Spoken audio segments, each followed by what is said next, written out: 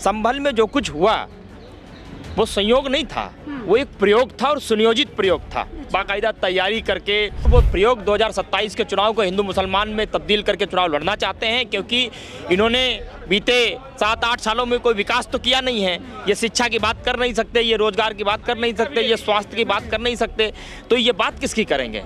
ये गुंडा मुक्त उत्तर प्रदेश की बात कर रहे थे, इन्होंने दंगा युक्त उत्तर प्रदेश बना दिया। ये तो कह रहे थे कि मच्छी भी भनक नहीं सकती, मक्खी भी जो है इधर उधर नहीं भनक सकती। आज कैसे दंगे हो रहे हैं? फिर कभी बाराबंकी में दंगा हो जाता है, कभी संभल में दंगा हो जाता है, कभी गाजीपुर में कोई मार दिया जाता है, कभी महिला पुलिसकर्मी की जो है जो वो अपने घर में जाती है रक्षाबंधन का त्यौहार बनाने के लिए, करवा चौथ का त्यौहार बनाने के लिए, उसका रेप कर दिया जाता है। कैसे? तो लॉ एंड ऑर्डर पूरी तरीके से खत्म ध्वस्त है। नमस्कार, 4 PM दिल्ली देख रहे हैं आप और मैं हूं आपके साथ शाहीन खान। संभल की घटना को लेकर के लगातार राजनीतिक तेज होती जा रही है। विपक्ष लगातार शासन प्रशासन फेलियर की बात कर रहा है और सोची समझी साजिश के तहत इस घटना की बात कर रहा है। इस पर ज़्यादा बातचीत कर लेते हैं। हमारे साथ गोपाल जी, क्या कुछ कहेंगे? संभल में इतनी बड़ी घटना हो जाती है, प्रशासन पूरी तरीके से पल्ला झाड़ रहा है कि हमारी गोली से कोई भी जख्मी या किसी की भी जो है मौत। देखिए, ये बात सिर्फ संभल की नहीं है।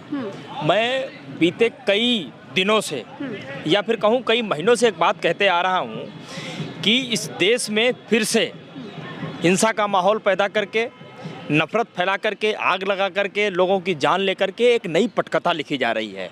और उस पटकथा की जिम्मेदारी इस बार उत्तर प्रदेश के मुखिया योगी आदित्यनाथ ने अपने हाथों में ली है। आपको याद होगा जब बाराबंकी बहराइच में घटना हुई थी, राम गोपाल मिश्रा नाम का एक लड़का मर गया, उसकी घर की स्थिति क्या थी।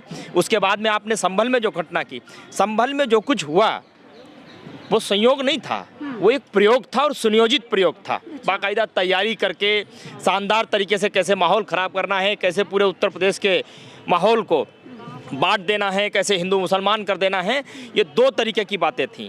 और इसको स्पष्ट इस तरीके से मैं करता हूँ, ये बात मैं नहीं कह रहा हूँ, ये बात RSS के सरसंघ चालक, भारतीय जनता पार्टी के कद्दावर नेता, इनको नई राह बताने वाले, नई राह पर जो है चलने की शिक्षा देने वाले मोहन भागवत ने ये कहा कि जब आप हर मस्जिद के नीचे मंदिर खोजने लग जाओगे और हर मंदिर के नीचे मस्जिद खोजने लग जाओगे तो उसी समय समाज का पतन हो जाएगा। ये समाज के हित में नहीं है, देश के हित में नहीं है, किसी प्रदेश के हित में नहीं है। आप वही काम कर रहे हैं। आप ज़बरदस्ती जाकर के जो है किसी भी मस्जिद के नीचे मंदिर खोजने लग जाते हैं, कहीं भी आप उल्टा सीधा सर्वे करने लग जाते हैं। इसलिए मैं आपको कह रहा हूँ, 4-5 लोगों की जान चली गई। आप उनके घरों में जाकर के देखिए, गरीब घरों के लोग हैं वो। उनके घर की स्थिति क्या है? वो नेता मंत्री विधायक के बेटे नहीं हैं, वो कोई बड़े एडवोकेट वकील घराने के नहीं हैं। उनके घर के लोग ऑक्सफोर्ड और उसमें लंदन और उसमें कैलिफोर्निया में पढ़ने वाले लोग नहीं हैं, निहायती गरीब लोग हैं।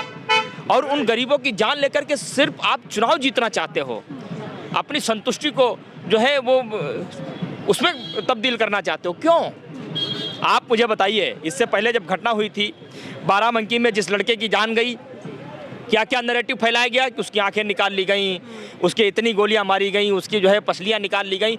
बाराबंकी पुलिस ने ही इन्वेस्टिगेशन की और उसने स्पष्ट किया कि ये अफवाहें फैलाई गई ताकि समाज आपस में लड़े और हिंसा पैदा हो। बाराबंकी पुलिस को स्पष्ट करने के बाद में भी हिंसा भड़काई जाती रही, झूठ बोला जाता रहा, समाज को लड़ाने की कोशिश की जाती रही। और ये कोशिश करने वाले कौन थे? भारतीय जनता पार्टी के कभी पत्रकार होते थे वो शलभमणि त्रिपाठी, उन्हीं ने सारे प्रयास किए।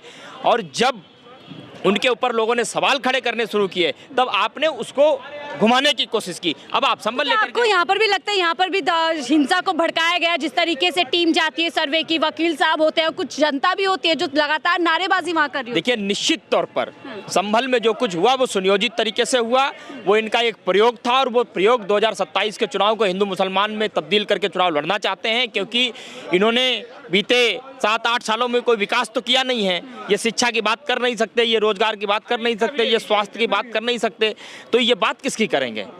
बात एकता की बात कर रहे हैं, एक है तो सेफ है, बढ़ जाओगे तो कट जाओगे, इस तरीके की कर रहे हैं। एक है तो सेफ हैं, ये एक थे तभी तो अडानी सेफ है, इसीलिए पूरे देश का तो बेड़ा गर्क कर दिया आपने। आज जब अडानी पे सवाल खड़े हो रहे हैं तब पूरी भारतीय जनता पार्टी में खलबली मची हुई है। ये बिल्कुल सही कह रहे हैं, ये एक रहेंगे तो ये सेफ रहेंगे। अब ये हम लोगों को सोचना है, हमारी जनता को सोचना है कि ये किसको एक रहने और सेफ रहने की बात कर रहे हैं। लेकिन फायदा भी तो मिल रहा है ना गोपाल जी। हम देख रहे हैं आप लोग महाराष्ट्र आ जाते हैं, बीजेपी प्रचंड जीत वहां पर दर्ज कराती है इसी नारे के चलते। देखिए, इस देश में राजनीति का इतिहास 1-2 सालों का नहीं है, बीते 70 सालों का राजनीति का इतिहास है। हम कभी हारते हैं, कभी जीते। हार और जीत ये तय नहीं करेगी कि देश में आग लगा देनी चाहिए। हार और जीत ये तय नहीं करेगी किसी की जान ले लेनी चाहिए। हार और जीत ये तय नहीं करेगी कि लाशों पर राजनीति होनी चाहिए। क्या हार और जीत तय करेगी? कोई हारता है तो कोई जीतता है। चुनाव 2 पक्ष लड़ते हैं, एक पक्ष के खेमे में जीत का जश्न होता है और एक पक्ष के खेमे में हार की जो है वो होती है। उस पर विश्लेषण किया जाता है, आदमी फिर तरीके से लड़ता है। इसका मतलब आप हार गए तो आप हार गए तो आप बेकार हो गए, और जो जीत गया वो सब कुछ सही कर रहा है। वो आग लगा देगा वो भी सही, किसी की जान ले लेगा वो भी सही, हिंसा भड़का देगा वो भी सही, किसी को दिन दहाड़े मार देगा वो भी सही। ये कौन सा तरीका है? ये कौन सा नियम है? अखिलेश जी कह रहे हैं कि चुनाव के जो परिणाम आए, जो धांधलीबाजी हुई, उससे सब कुछ ये ध्यान हटाने के लिए इस तरीके से किया गया। बिल्कुल किया गया। हम झारखंड भी तो जीते, आपने झारखंड की चर्चा की नहीं की। महाराष्ट्र की चर्चा करते रहे, महाराष्ट्र में लोकसभा भी तो आप हारे एक सीट, आपने उसकी चर्चा की नहीं की। आप संभल की चर्चा कर रहे हैं। पूरी टीवी पर बैठे हुए जो इनके जो है पालतू एंकर हैं, आप बताइए किसी ने भी अडानी का नाम लिया? अमेरिका ने रिश्वत और धोखाधड़ी के मामले में आप पे मुकदमा दर्ज किया है। कोई सामान्य बात है क्या? हजारों करोड़ रुपए की आपने रिश्वत ली है। पहले तो सिर्फ ये था कि आपकी बेनामी संपत्ति फर्जी कंपनियों में कहां से आई, किसका पैसा था, कहां से आया, कहां गया, ये पूछ रहे थे राहुल गांधी। और आपको याद हो कि जब अडानी का पोस्टर दिखाया था राहुल गांधी जी ने, उनकी सांसदी जो है छीन ली गई, उनका घर छीन लिया गया, उनकी राजनीति ही खत्म करने का षड्यंत्र रचा गया। लेकिन वापस ताकत के साथ मुद्दों से भटकाया जा रहा है, मीडिया समेत तमाम जो भी। मैं आपको कह रहा हूं कि बाराबंकी में जो था वो एक छोटा प्रयोग था, और जो संभल में हुआ है वो सुनियोजित एक बड़ा प्रयोग है। आप देखते रहिए, ये अपने कैमरे ऑन रखिएगा, इसी तरीके से माइक लेकर के आप हमसे पूछने आइएगा। मैं बताऊंगा संभल के बाद कोई दूसरा जिला इनके टारगेट पर है, फिर कोई तीसरा जिला इनके टारगेट पर है, और धीरे धीरे पूरा उत्तर प्रदेश इनके टारगेट पर है। लेकिन वहाँ तो बाबा जी कहते हैं कि उत्तर प्रदेश में ना दंगा ना कर्फ्यू, उत्तर प्रदेश में सब कुछ चंगा। ये गुंडा मुक्त उत्तर प्रदेश की बात कर रहे थे, इन्होंने दंगा युक्त उत्तर प्रदेश बना दिया। ये तो कह रहे थे कि मच्छी भी बनक नहीं सकती, मक्खी भी जो है इधर उधर नहीं बनक सकती। आज कैसे दंगे हो रहे हैं? फिर कभी बाराबंकी में दंगा हो जाता है, कभी संभल में दंगा हो जाता है, कभी गाजीपुर में कोई मार दिया जाता है, कभी महिला पुलिसकर्मी की जो है जो वो अपने घर में जाती है रक्षाबंधन का त्यौहार बनाने के लिए, करवा चौथ का त्यौहार बनाने के लिए, उसका रेप कर दिया जाता है। कैसे? तो लॉ एंड ऑर्डर पूरी तरीके से खत्म ध्वस्त है। मैं कहता हूँ कि उत्तर प्रदेश के जो मुखिया हैं, जिनका लालन पालन पोषण ऊल जलूल बयानों के साथ हुआ हो, खुद स्वयं गुंडागर्दी करते करते करते करते सांसद बने हों, और आज वो गुंडागर्दी करते करते मुख्यमंत्री बन करके बैठे हैं, जिसका इतिहास ही गुंडागर्दी का रहा हो, जिस पे सैकड़ों मुकदमे स्वयं दर्ज रहे हों, और मुख्यमंत्री बनने के बाद आप पाक साफ हो गए, तो आज आप बात कर रहे हैं ये गुंडा मुक्त उत्तर प्रदेश की बात कर रहे हैं। इन्होंने पूरी तरीके से दंगा युक्त उत्तर प्रदेश बनाने का काम किया, और मुझे उम्मीद है कि ये देश अमन चैन को पसंद करने वाला है। पुलिस कह रही है हमारी गोली से किसी की मौत नहीं, जबकि पूरी तरीके से वीडियो वायरल है जहाँ पे साफ तौर पर देखा जा रहा है पुलिस वाली गोली चलाने की बात। बाराबंकी में जब हादसा हुआ था तब भी तो पुलिस यही कह रही थी, बाद में पुलिस ने ही स्पष्ट किया। पुलिस आधे घंटे वेट करती रही कि राम गोपाल मिश्रा मर जाए, उसके बाद हम जाएंगे। उनके हाथ में आंसू गैस के गोले भी थे, नहीं चलाया आधे घंटे तक। हिंसा हो जाने दी, आगजनी हो जाने दी, सैकड़ों दुकानें जल जाने दी, कई लोगों के घर फूक जाने दिए, उसके बाद गए। संभल में नहीं हुआ, बिल्कुल हो रहा है सारे से। और मैं आपको कह रहा हूं कि जिन 5 मुसलमान भाइयों की जान गई है बाराबंकी में, जिनकी जान, मैंने तो भेजा था स्वयं इन्वेस्टिगेशन करने के लिए। मैंने एक पत्रकार को भेजा था कि आप जाकर के राम गोपाल मिश्रा के घर की जांच करिए, आखिर पता तो चले इतना कौन सा वीर लड़का है जो धर्म बचाने के लिए निकला है। आज के जमाने में मुझे नहीं लगता पूरे हिंदुस्तान में कोई ऐसा घर होगा जिसके घर पे कच्ची छत नहीं होगी। राम गोपाल के मिश्रा के घर में एक कच्ची दीवार तक नहीं थी। ऐसा लड़का धर्म बचाएगा।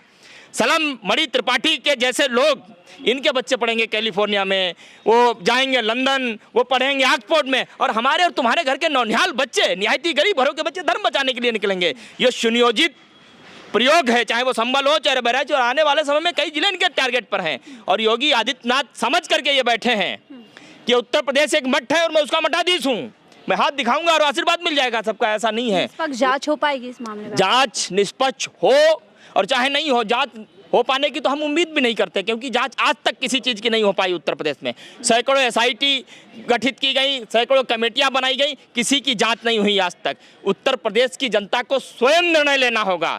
अपने कानों को खोल करके सुनना होगा, आंखों को खोल करके देखना होगा, तभी आप इनसे लड़ पाएंगे। अदरवाइज इसी तरीके से अलग अलग ये जिलों को जलाते रहेंगे, हिंसा को भड़काते रहेंगे। कभी हिंदू मरेगा, कभी मुसलमान मरेगा। जब मुसलमान मरेगा तो हिंदू को भड़काएंगे, हिंदू मरेगा तो मुसलमान को भड़काएंगे, और ये सब करके ये अपनी कुर्सी पर चिपके रहने का काम करते रहेंगे। ये हमको और आपको देखना है। जनता को आप क्या कहेंगे? जनता को मैं सिर्फ एक बात कहना चाहता हूँ कि इनसे न मीडिया आपको बचा सकती है, न प्रशासन आपको बचा सकता है, इनसे स्वयं आप बचा सकते हैं। तो आपको अपने आँख और कान दोनों खोल करके इनकी हर गतिविधि पर पैनी नजर बना करके रखनी होगी, तभी आप इनका तोड़ निकाल पाओगे। अदरवाइज हम सब इसी तरीके से इनका शिकार होते रहेंगे। बहुत बहुत शुक्रिया हमसे जुड़ने के लिए। तो देखिए गोपाल जी जो कि एक युवा नेता हैं, लगातार इस तरीके के मुद्दों पर बातचीत करते थे। इनसे बात कर रहे थे संभल के इस विवाद को लेकर के, संभल में जो हिंसा हुई, और साफ तौर पर उनके विचार आपने सुने हैं। साफ तौर पर जनता से कह रहे हैं कि इन तरीके की राजनीति से जनता को ही स्वयं खुद को बचाना पड़ेगा। बहरहाल आप इस रिपोर्ट को लेकर के क्या कुछ सोचते हैं, अपनी राय जरूर साझा कीजिएगा। देखते रहिए 4PM दिल्ली।